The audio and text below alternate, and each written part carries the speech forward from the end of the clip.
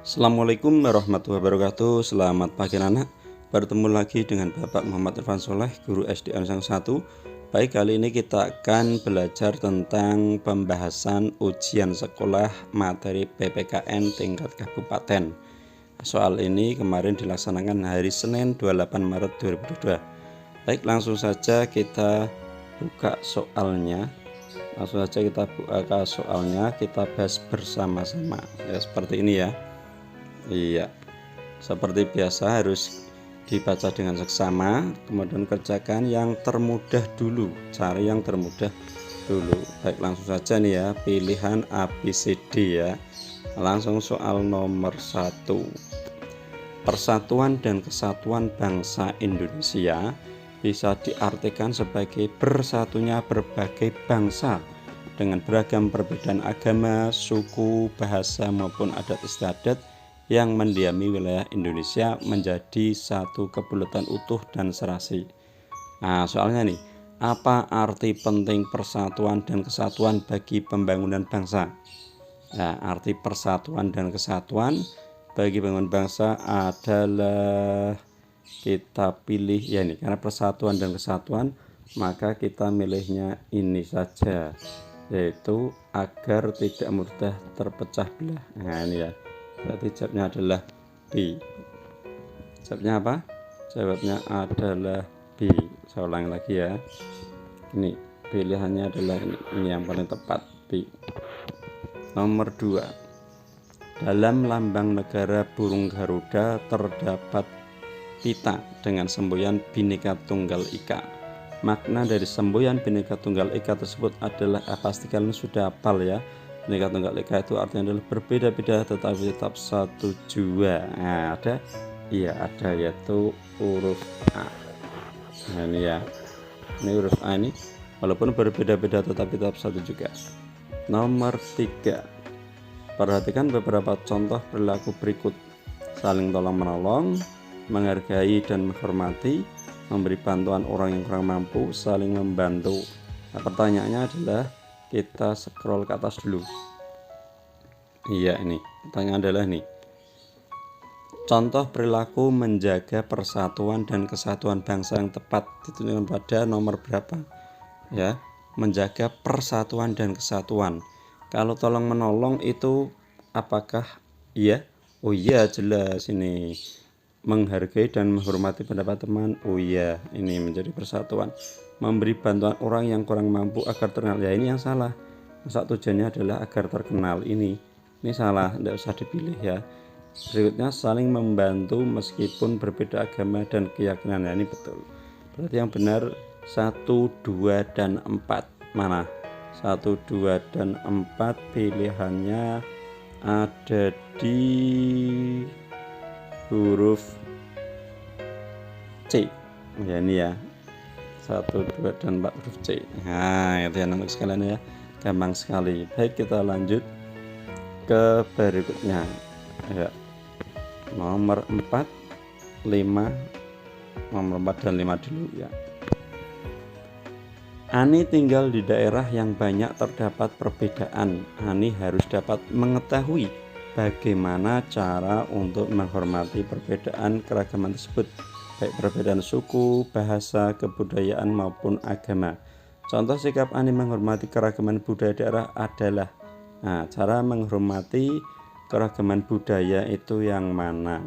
Kita pilih ya A, yaitu berlaku ramah pada orang yang berbeda budaya dengan kita. Nah ini ya, harus berlaku ramah. Nah ini A saja. Baik, nomor 5. Toleransi beragama dapat kalian lakukan dengan cara-cara yang sederhana dan mudah, baik di sekolah maupun masyarakat, untuk membentuk lingkungan yang toleran dalam keberagaman agama. Contoh sikap toleransi dalam beragama yang tepat adalah, dalam beragama yang tepat, toleransi itu adalah saling menghormati, saling menghargai. Berarti yang paling tepat adalah ya ini, peduli terhadap sesama tanpa melihat agama yang dianutnya. Apakah itu? Coba kalau A, bergaul dengan teman yang seagama dengan kita. Kalau yang dengan seagama kita saja, apakah boleh? Ya, tidak. Maunya aja toleransi, harus berbagai agama kita tetap bergaul. Berarti yang A itu salah ya. A itu salah. Kemudian yang B, tidak memberikan kesempatan pada teman untuk beribadah. Oh, tambah salah ini. Tidak boleh ikut bersama-sama merayakan hari besar keagamaan orang lain. Oh, tidak boleh. Agamaku, agamamu. Peduli terhadap sesama tanpa melihat agamanya. Ya ini ya, peduli terhadap sesama ini. Nah, jadi tidak boleh membedakan agama kalau bergaul, saling tolong menolong, membantu dan seterusnya. Nomor 5, kita scroll ke atas. Nomor 5 kita scroll ke atas ya. Nomor 5 dan nomor berapa nih? Nomor 6 ya, berarti ya. Nomor 6 dan nomor 7. Ya, ini. Perhatikan contoh perilaku berikut. Perilaku menghargai orang lain dalam pergaulan di sekolah terdapat pada nomor. Nah, menghargai orang lain di sekolah ya. 1, mencium tangan orang tua. Oh, ini di rumah, kalau ini salah berarti ya. Mencium tangan orang tua itu berlaku di rumah. Gimana? Di rumah, berarti ini salah yang 1. Mau bekerja sama dan tolong-menolong dengan teman. Ini betul, ini nomor 2 betul. Menghormati pendapat teman saat diskusi kelompok, betul. Memberi salam apabila masuk atau keluar dari rumah. Ini dari rumah lagi, berarti bukan di sekolah, salah. Tidak mengobrol saat guru menerangkan pelajaran. Betul ya, tidak boleh mengobrol, ini di sekolah, berarti 2, 3, 5. Ini jawabnya adalah B. Iya. Nomor 7, perhatikan tabel pernyataan di bawah ini ada 5. Soalnya kewajiban anak sebagai anggota keluarga yang tepat ditunjukkan pada nomor ya. Kewajiban anak di rumah, keluarga di rumah ya, mendapatkan semua keinginan yang diminta. Oh, salah, harus mendapat semuanya. Kalau orang tua tidak mampu gimana? Menjaga nama baik anggota keluarga, ya ini wajib, ini nomor 2. Menghormati dan menghargai anggota keluarga, oh iya, harus saling biar bersatu, rukun. Membantu pekerjaan orang tua sesuai kemampuan kita, boleh juga. Berbakti pada orang tua, oh pasti. Kita lihat 2, 3, 4. Ada tidak 2, 3, 4? Oh iya, 4-nya tidak ada. 5 betul, berarti jawabnya pilihnya adalah C.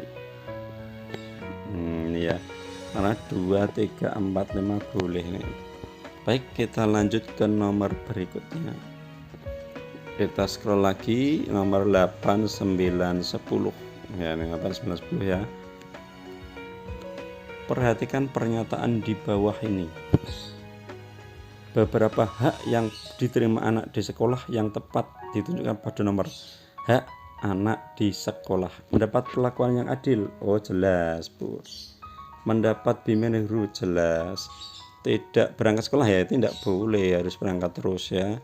Menggunakan fasilitas sekolah, benar, berarti 1, 2, dan 4. 1, 2, dan 4 itu pilihannya adalah huruf D. Kan ya. Iya, kita lanjut nomor 9.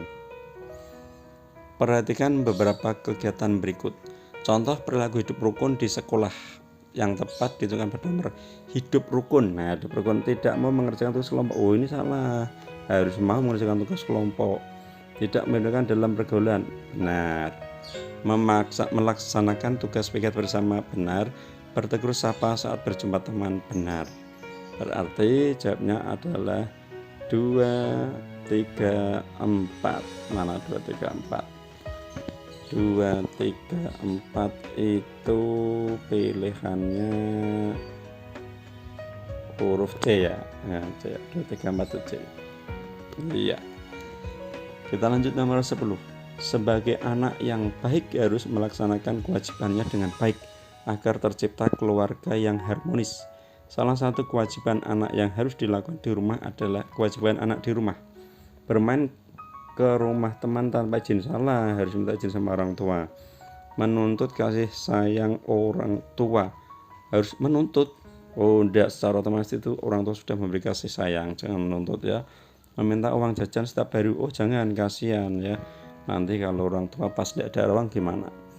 mendengarkan dan melaksanakan nasihat orang. Ini ya harus ini ya anak-anak harus mendengar nasihat orang tua, penting sekali itu ya, karena pasti nasihatnya baik dan benar ya. Baik, nomor 11 lanjut, nomor 11 ya, nomor 11 dan nomor berapa ini, nomor 12 gitu ya. Baik, perhatikan beberapa kegiatan berikut. Perilaku yang menunjukkan sikap disiplin di rumah yang tepat. Ini nomor disiplin di rumah ya, tidur dan bangun tepat waktu, bagus ini. Belajar setiap hari, wah ini yang harus diharapkan ini. Bermain tanpa kenal waktu ya, tidak boleh nih, bermain harus ada waktunya. Syukur-syukur menitnya jangan terlalu banyak ya. Merapikan mainan setelah main ya, ini harus merapikan kembali ya. Berarti 1, 2 dan 4. Mana 1, 2 dan 4 C ya. Iya. Nomor berikutnya, Vika adalah siswa yang baik. Dia tidak hanya menuntut haknya di sekolah, tapi juga melaksanakan kewajibannya. Ini bagus, ini hak dan kewajiban dilakukan ya. Salah satu contoh kewajiban siswa di sekolah adalah merusak fasilitas sekolah. Tidak boleh merusak, ini ya, harus menjaga. Berpakaian tidak rapi, oh sangat tidak boleh, harus rapi. Melanggar tata tertib, oh melanggar tata tertib C, tidak boleh ya.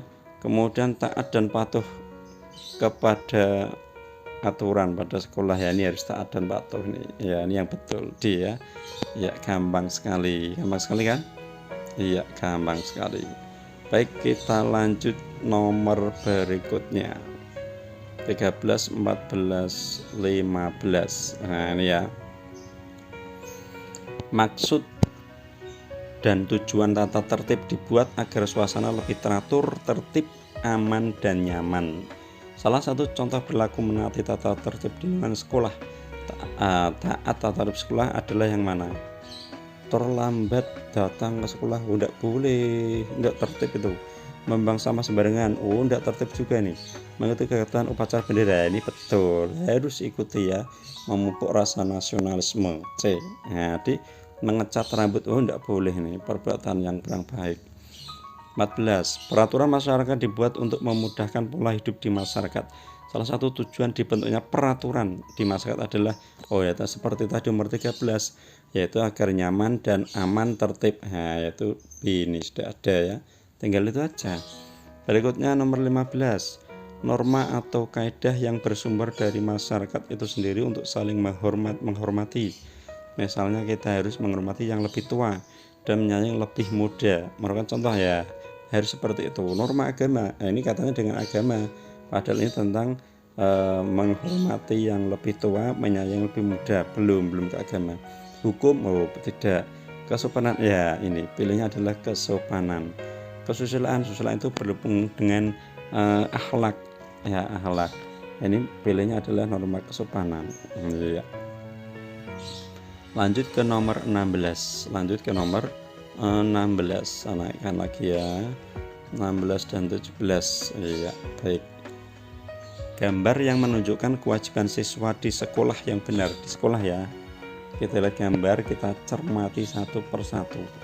Gambar 1 itu adalah gambar ya, gambar apa? Siswa sedang kerja bakti itu ya, membersihkan halaman sekolah. Berarti benar ini. Iya, ini benar. Berikutnya nomor 2 itu juga kerja bakti, namun tampaknya di lingkungan masyarakat. Padahal dengan di sekolah, berarti jangan dipilih dulu ya. Nah, nomor 3 upacara. Oh, ini harus nih. Bagus. Yang nomor 4 membersihkan kelas juga. Ini bagus. Memang harus seperti itu ya. Berikutnya berarti jawabannya adalah 1, 3, dan 4. 1, 3, dan 4 itu pilihannya adalah B ya. Iya. Nomor 17. Kerjasama merupakan bentuk kegiatan atau pekerjaan yang dilakukan bersama untuk mencapai tujuan yang telah disepakati bersama. Ya gitu ya, kerjasama ya. Salah satu manfaat dari kerjasama. Ya, manfaat kerjasama pasti gampang. Kalian tahu nih ya, mempersingkat waktu dalam penyelesaian pekerjaan. Nah, ini sudah betul nih. Paling jawabannya ya. Masa banyak warga kerja manggur? Salah ya, yang paling tepat itu 17A. Langsung pekerjaan yang banyak akan cepat, waktunya selesai. Pekerjaan yang berat akan menjadi ringan. Itu manfaat kerjasama ya.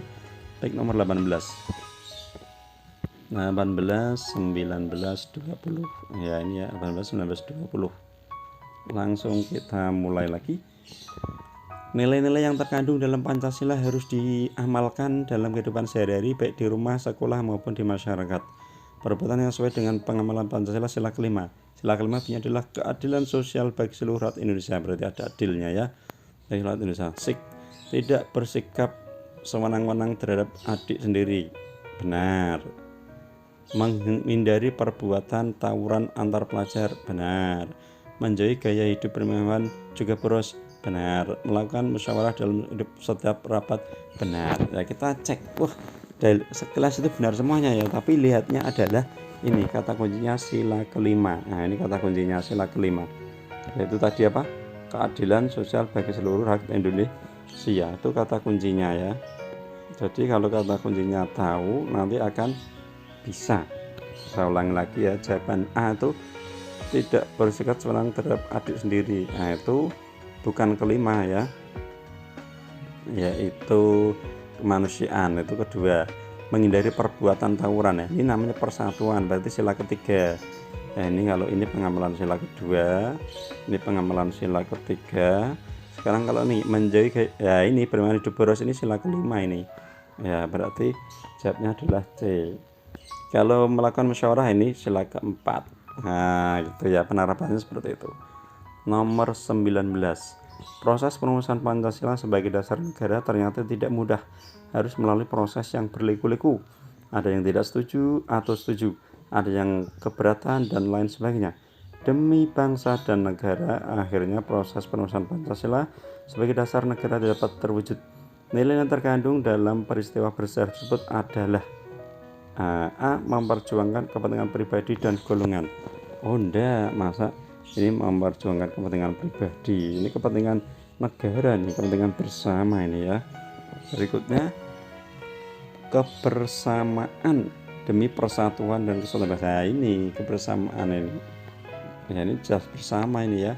Perjuangan membela kepentingan kelompok. Oh enggak, kepentingan kelompok enggak, ini fanatik. Enggak boleh fanatik daerah tertentu ini ya. Jadi sebenarnya adalah B. Iya, seperti itu. Sekarang kita lanjut nomor 20. Sebagai manusia harus dapat menjaga lingkungan agar tetap berada dalam kondisi baik. Selain memberikan manfaat bagi kehidupan manusia dan makhluk hidup lainnya, juga tidak berdampak buruk untuk keselamatan. Salah satu akibat dari tidak menjaga kelestarian lingkungan alam sekitar adalah lingkungan itu memang harus kita jaga. Kalau tidak kita jaga, apa akibatnya?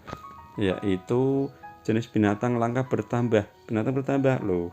Wong kita tidak mau menjaga, enggak ya, munculnya tumbuhan jenis baru. Nah, ini namanya menjaga.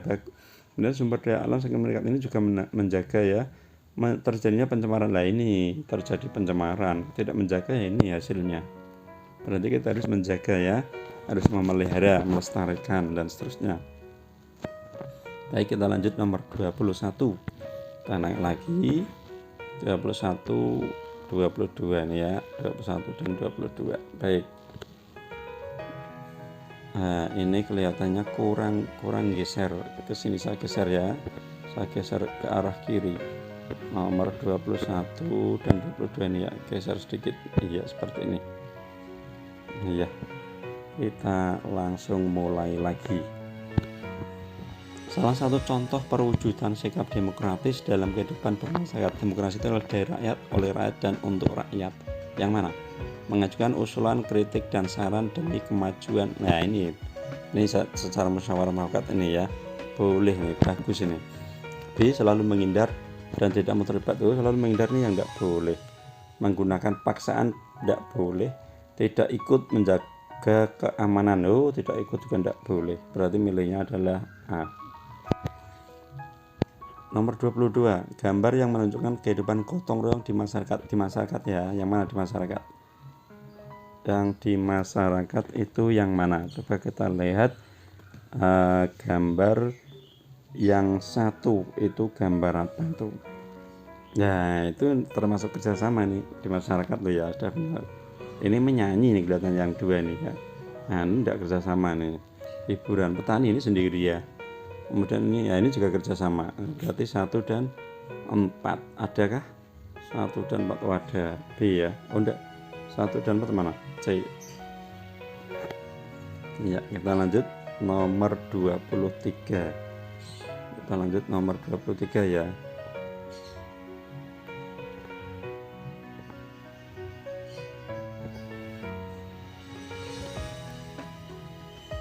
23 ini ya.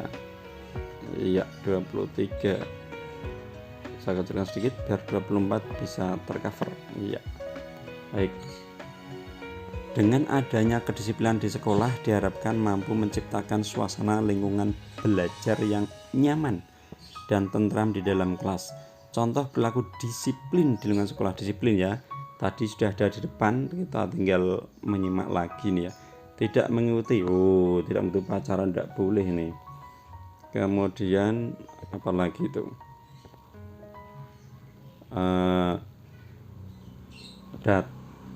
datang sekolah setelah pelajaran pertama langsung tidak boleh. Ini tidak mengikuti pacaran tidak boleh. Yang kedua, yang B setelah pelajaran juga tidak boleh. Yang C tidak mengenakan pakaian seragam juga tidak boleh. Melaksanakan tugas piket, ya ini melaksanakan tugas piket dengan tanggung jawab ya. D. Nomor 24, setiap daerah di Indonesia memiliki ciri khas dan kebudayaan berbeda-beda dan beraneka ragam. Sikap kita yang tepat terhadap kekayaan budaya tersebut adalah ya ini ya. Ini gambar rumah adat, ada orang menari di depannya nih ya. Nah kalau ini budaya, keragaman budaya ya. Gambar ini keragaman budaya yang ini. Kita cek. Budaya di daerah kita adalah yang paling baik. Tidak boleh paling membaikkan diri sendiri, budaya sendiri tidak boleh. Menjaga dan melestarikan budaya daerah ini yang betul, ini harus dijaga. Tidak perlu mempelajari dan mengenal budaya daerah, tidak boleh, harus mempelajari ya. Menolak karena tidak sesuai, ini namanya menang sendiri, tidak boleh. Jawabnya adalah B ya. Baik, kita lanjut ke soal berikutnya, 25 dan 26. Nah ini ya, baik. Sikap rela berkorban dan ikut berjuang sangat diperlukan untuk membangun Indonesia menjadi negara yang lebih baik. Salah satu contoh perilaku rela berkorban demi kepentingan negara. Rela berkorban itu ya menjaga persatuan. Ya ini bagus nih, rela berkorban ini harus menjaga ini ya. Selalu bangga memakai produk. Ini juga betul juga ya. Selalu bangga memakai produk luar negeri. Luar negeri ya, ini yang salah ini luar negeri. Kalau dalam negeri ya mendahulukan kepentingan pribadi ya, ini salah. Kepentingan umum harusnya membantu orang lain karena ada imbalannya. Ini karena ada imbalannya itu yang tidak boleh, harus ikhlas. Nah berikutnya 25, perhatikan rumusan dasar negara berikut. Rumusan dasar negara ini ada 5 ini ya. Gambar tokoh yang memasukkan rumusan dasar negara di atas pada sidang BPK yang tepat adalah sidang BPK itu bersidang yang pertama itu tanggal 29 Mei sampai 1 Juni ya. 29 itu siapa yang mengajukan? Masih ingat ya? Pertama itu Bapak Supomo ya. Kemudian dari kedua Bapak Muhammad Jamin. Yang ketiga Bapak Insinyur Soekarno. Seperti itu ya kelihatannya. Ya, silakan anak-anak sekalian nanti buka bukunya lagi ya. Baik, ini Pak Supomo ini. Ini Bapak Supomo ya. Ini Bapak Supomo, ini Insinyur Soekarno, ini Supomo, ini Bapak Muhammad Jamin. Kalau ini Bapak Muhammad Hatta, harus tahu gambarnya ya. Baik, peri kebangsaan, peri kemanusiaan, peri ketuhanan, peri kerakyatan, kesejahteraan rakyat. Nah ini adalah, ini kalau anak-anakku ingat, ini adalah rumusan yang dicetuskan oleh Bapak Muhammad Jamin, berarti adalah C. Nah ini ya. Baik, kita lanjut nomor 27. Nah ini ada 27. Perhatikan bagian struktur organisasi pemerintah desa. Unsur pemerintah desa yang tepat untuk melengkapi struktur organisasi pemerintah desa di atas adalah kepala desa, BPD, bawahnya ini ya, ini apa ini tanda tanya titik-titik, ini suruh ngisi ya. Kemudian ada kaur itu kepala urusan. Kalau di desa ya berarti adalah sekretaris desa. Mana ini ya, sekretaris desa. Iya, ini ya sekretaris desa, posisinya di bawahnya kepala desa. Nomor 28, pemilih yang melaksanakan haknya dalam memilih diberikan jaminan tidak akan diketahui oleh siapapun dan dengan jalan apapun siapa dipilihnya. Hal tersebut merupakan asas pemilu. Nah, asas pemilu itu adalah luber, langsung, umum, bebas, dan rahasia. Karena tidak diketahui siapapun, berarti namanya ini adalah dalam rahasia. Nah, ini rahasia, ini tidak diketahui siapapun ya. Kalau langsung mendatangi ya, tidak boleh diwakilkan, bebas memilih siapa yang diinginkan, tidak ada paksaan, jujur sesuai hati nurani ya. Sekarang nomor 29 iya ini ya, baik. 29 Dewan Perwakilan Rakyat Daerah DPRD berkedudukan sebagai unsur penyelenggara pemerintah daerah yang mempunyai tugas dan wewenang baik di tingkat provinsi, kabupaten maupun kota. Adapun salah satu tugas yang menjadi kewenangan DPRD ya, tugas DPRD itu yang mana? Tugas DPRD itu adalah merupakan wakil rakyat ya, merupakan wakil rakyat, wakil kita atau aspirasi dari kita. Jadi harus memperjuangkan yang menjadi kepentingan rakyat. Nah, seperti itu ya anak sekalian ya. Baik. Menyusun anggaran pendapatan daerah belanja. Nah, ini termasuk ini ya. Kemudian mengontrol pelaksanaan peraturan daerah kabupaten kota, membentuk peraturan daerah bersama gubernur. Ya, yang paling betul kewenangannya adalah ini ya, yang menyusun ya. Baik, kita lanjut. Politik luar negeri Indonesia bersifat aktif, yang artinya bangsa dan negara Indonesia adalah politik luar negeri Indonesia adalah bebas dan aktif. Bebas dan aktif ini yang termasuk yang mana? Nah, mencampur urusan negara lain, sangat tidak boleh ini mencampur ini ya. Menjaga negara lain yang pernah menjajah bangsa Indonesia, menjajah kembali, menjajah negara lain yang pernah menjajah, namanya membelas, tidak boleh. Tidak ikut anggota organisasi internasional, tidak boleh, harus ikut membela setiap negara yang dijajah lah ini ya, harus dibela, tidak boleh karena ini merupakan hak asasi manusia untuk merdeka itu ya. Nomor 31, calon pemilih agar dapat ikut serta sebagai pemilih pada pemilihan umum kepala daerah harus memenuhi persyaratan khusus. Salah satu persyaratan khusus bagi pemilih dalam pemilihan umum kepala daerah adalah tercatat dalam kartu keluarga. Boleh juga, coba kita cek yang paling benar nanti ya. Memilih calon sesuai nuraninya, betul boleh juga. Warga yang telah genap berusia 17, ya ini syarat minimal ya, harus 17 tahun, punya berKTP ya. Jadi pengurus di organisasi publik, itu yang paling tepat sih ya. Salah satu syarat khusus sebagai pemilih harus minimal 17 tahun ya. Baik, nomor 32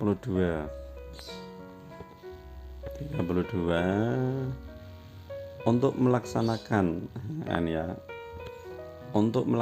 kegiatan penyelenggaraan pemilihan umum di Indonesia diperlukan lembaga penyelenggara pemilu yang bersifat nasional, tetap dan mandiri. Penyelenggara pemilihan umum kepala daerah, gubernur dan wakil gubernur.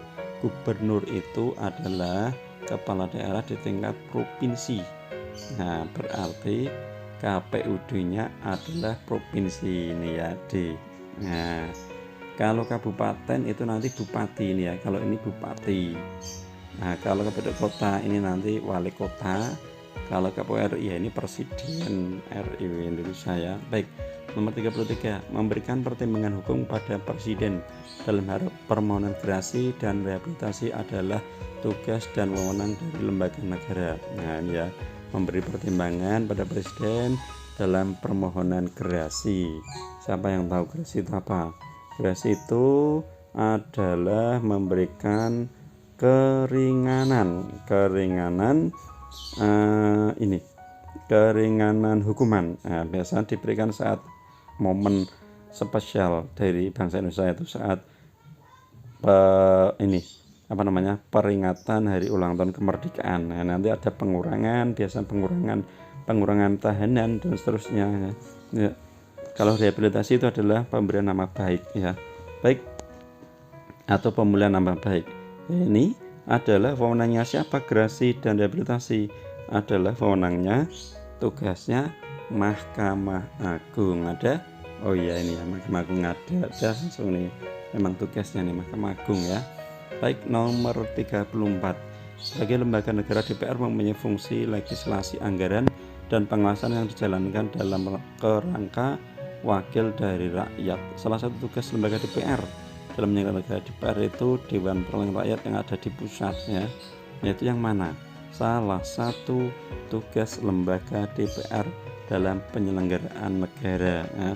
Tugas DPR, wakil kita di DPR itu di negara itu di Jakarta ya, itu apa di Jakarta? Nah, DPR itu diantara adalah menyusun dan membahas rancangan undang-undang. Apakah ada?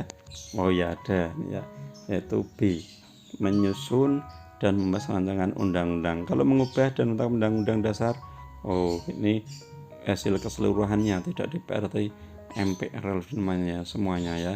Kemudian nomor 36. Kita lanjut nomor 36. 36 ya, 36 dulu ya, 36 dulu ya, gini aja. 35 atau 36? 35. Oh ya, 35. Tujuan dibentuknya ASEAN diantaranya meningkatkan kerjasama dan saling membantu untuk kepentingan bersama dengan negara tetangga. Contoh bentuk kerjasama di bidang ekonomi dengan negara tetangga. Ekonomi itu adalah kata kuncinya, bidang ekonomi adalah memenuhi kebutuhan hidup. Nah, berarti membentuk kawasan yang damai. Nah, ini namanya keamanan, berarti salah. Pencegahan dan peredaran narkoba serta penanggulangan. Dan ini narkoba ya, narkoba itu bukan termasuk dalam ekonomi ya. Berikutnya, berarti salah ya. Menanggulangi masalah kependudukan. Nah, ini namanya kependudukan. Menyelenggarakan proyek industri bersama lain ya. Contohnya proyek industri. Nah, berarti sebenarnya D. Karena proyek industri nanti tujuannya adalah menghasilkan uang. Kegiatan ekonomi nanti berhubungan dengan uang juga ya. Baik, nomor 36 kita naikkan, dan tahun 36 ya, kita naikkan dulu ya. Peranan Indonesia di kancah internasional sudah tidak dilakukan lagi dalam membantu menangani masalah di dunia, baik di bidang keamanan, sosial, dan politik. Salah satu peranan politik luar negeri Indonesia dalam kancah internasional, yang mana sebagai penyelenggara pertemuan OPEC, sebagai pemerakarsa terbanyak OPEC, sebagai salah satu pendiri gerakan non-blok, sebagai pemerakarsa dan tuan rumah konferensi Islam. Ini peranan politik luar negeri Indonesia yang bebas aktif tadi di awal sudah disampaikan, tidak memihak salah satu ini ya, gerakan non, tidak memihak salah satu barat ya, adik kuasa barat dan komunis itu ya. Nah, ini berarti kita masuknya di sini. Nah, gerakan non blok ini tidak memiliki blok barat dan blok timur. Blok barat ya Amerika, yang dikomando Amerika, blok timur itu Rusia ya. Nah, baik, berarti Indonesia tidak ingin memihak di antara keduanya, maka mendirikan gerakan non blok ya, yaitu oleh 5 negara ini awalnya ya. Indonesia, ada Malaysia, ada India. Masih ingat kan ya, seperti itu. Baik, nomor 37. Demi tercapainya hasil panen yang lebih bagi kelompok petani di Bali, maka dibentuklah organisasi kemasyarakatan yang khusus mengatur dan mengelola sistem pengairan sawah dalam bercocok tanam. Sistem pengairan sawah di Bali namanya apa? Disebut apa? Oh ya, di Bali itu kalau Mas sudah tahu namanya ini subak. Jadi kalau sudah tahu langsung aja pilih aja subak. Nomor 38. Sebagai siswa yang baik, Santi ikut menjaga benda, barang atau fasilitas umum lainnya yang digunakan bersama-sama dengan tidak mengotori dan merusak fasilitas umum. Hal yang terkandung dalam kegiatan tersebut merupakan pengamalan Pancasila. Ya, ini baik sekali, ini sifatnya Santi harus dicontoh ya, karena tidak mau merusak, maunya adalah menjaga, memelihara, ya itu sangat bagus sekali. Ini berarti pengamalan sila kelima, keadilan sosial bagi seluruh rakyat Indonesia. Ini ya itu ya. Baik, nomor 39 naik lagi. Iya, 9 sampai 40. Iya. Berarti kan tabel pemakarsa gerakan non blok ya tadi ya, di atas berhubungan dengan di atas ya. Gerakan non blok, nama tokoh pemrakarsa gerakan non blok dan negara asal yang tepat adalah, nah ini ya, Soekarno Indonesia, benar. Joseph Broz Tito Yugoslavia, benar. Gamal Abdul Nasir, nah ini Abdul Nasir itu dari Mesir. Kok dari India? Ini salah, berarti nomor 3 salah ini. Pandit, nah Pandit Jawaharlal Nehru, namanya Pandit itu pasti India. Ghana, salah. Puana Nkrumah, Mesir, salah, ini dari Ghana. Yang benar adalah 1 dan 2. 1 dan 2 B. Iya. Baik, kita lanjut 40. Sebagai pemimpin, sikap adil sangat diperlukan dalam pembinaan suatu lembaga maupun organisasi. Adapun sikap dan karakter lain yang harus dimiliki oleh seorang pemimpin. Pemimpin yang baik itu adalah yang mana? Rendah diri, tidak boleh pemimpin rendah diri. Percaya diri, ya disiplin, tegas ya. Setengah hati, oh tidak boleh setengah hati. Disiplin, percaya diri. Pasif, oh pasifnya yang tidak boleh. Jujur, ya disiplin, tegas, sampai percaya diri, ini yang betul ini ya. Baik, kita lanjut ke nomor berikutnya. Wah, ternyata habis ya pilihan gandanya. Sekarang tinggal isian. Isiannya ada berapa? 41 sampai 45, 5 soal ya itu ya. Baik, sebentar. Baik, kita lanjutkan ke soal berikutnya, yaitu jawab pertanyaan di bawah ini dengan jelas ya. Nomor 41, banyak kegiatan yang dilakukan dengan cara bekerja sama, baik dengan saudara yang ada di rumah maupun teman di sekolah. Manfaatnya di samping lebih ringan, juga cepat selesai. Coba sebutkan masing-masing 2 contoh kerjasama yang bisa kalian lakukan di rumah dan di sekolah. Nah, kalian harus bisa menyebutkan contoh kerjasama yang ada di sekolah maupun di rumah ya. Ya, kerjasama di rumah itu apa saja? Yaitu diantaranya membersihkan rumah bersama-sama, ayah, ibu, kakak, adik. Kemudian kalau sebagai kakak ya membantu adik belajar, kemudian menemani adiknya dalam bermain. Kemudian bisa juga membantu tugas orang tua di rumah sebisa kita, semampu kita, dan membicarakan, membersihkan halaman rumah ya, seperti itu. Lalu kerjasama kalau di sekolah bagaimana contohnya? Ya pasti belajar kan, harus belajar kelompok, harus membersihkan ruang kelas bersama-sama, membersihkan halaman kelas bersama-sama, mengerjakan tugas kelompok, mengerjakan tugas proyek, saling membantu saat ada kesulitan di antara teman, ya seperti itu. Kerjasama harus dilakukan ya, karena kerjasama akan mempermudah segala pekerjaan yang ada. Baik, nomor 2, 42. Norma kesopanan bertujuan agar manusia memiliki nilai-nilai kemanusiaan dan kesopanan yang baik. Jika norma kesopanan dilanggar, akan menerima sanksi dari masyarakat yang berakibat merugikan dan merugikan diri sendiri maupun masyarakat sekitarnya. Sebutkan 4 sanksi yang diterima jika melanggar norma kesopanan yang berlaku di masyarakat. Ya, norma kesopanan seperti tadi disampaikan dengan ABCD itu kita menghormati yang tua, menyayangi yang muda. Sekarang contohnya bagaimana di masyarakat? Contohnya banyak sekali, yaitu 1, ya seperti ini. Kita tidak sanksi yang diterima jika melanggar norma kesopanan itu adalah, yang pertama adalah pasti kita akan nanti dikucilkan, ya dikucilkan dari masyarakat, dari teman, kemudian tidak disenangi oleh teman, oleh masyarakat. Kemudian nantinya kita tidak akan dipercaya lagi. Juga pasti akan mendapat celaan, mendapat cemoohan dari masyarakat, dari teman ya. Juga mendapatkan kebencian dari teman-teman juga ya, dibenci ya. Bahkan yang sangat frontal bisa jadi diusir dari tempat tinggal kita dari situ karena sangat tidak sopan tadi ya. Kemudian bisa juga akan timbul rasa bersalah dari kita ya, timbul rasa bersalah dan berdosa seperti itu. Kemudian kita lanjut nomor 43. Naikkan dulu ya 43 ini ya. Nilai-nilai luhur yang terkandung dalam Pancasila wajib diamalkan dalam kehidupan sehari-hari, baik tutur kata maupun tingkah laku di rumah, di sekolah, dan di masyarakat. Sebutkan 4 sikap yang sesuai sila kelima. Kelima tadi, keadilan sosial bagi seluruh Indonesia. Tadi adalah sikapnya apa? Tidak boleh hidup boros. Tadi kan sudah toh, tidak boleh hidup boros. Kemudian tidak boleh bermewah-mewah. Kemudian adil, ya, berlaku adil dan sesama. Keadilan sosial kan berlaku adil terhadap sesama, tidak boleh membeda-bedakan. Kemudian menghormati hak orang lain atas dasar keadilan tentunya, ya. Kemudian harus bekerja keras, ya, suka bekerja keras, tidak berlaku boros, suka berhemat, tadi sudah, ya. Kemudian bisa menjaga keseimbangan antara hak dan kewajiban, serta tentu dapat menghasilkan atau menghargai hasil karya orang lain, ya, harus dihargai, ya. Baik, kita lanjut nomor 44. Persatuan dan kesatuan sudah seharusnya dijaga dan dipertahankan demi apa nih? Keberlanjutan pembangunan bangsa. Jika tidak ada rasa persatuan, maka akan menimbulkan dampak yang buruk bagi kelangsungan hidup bangsa dan negara.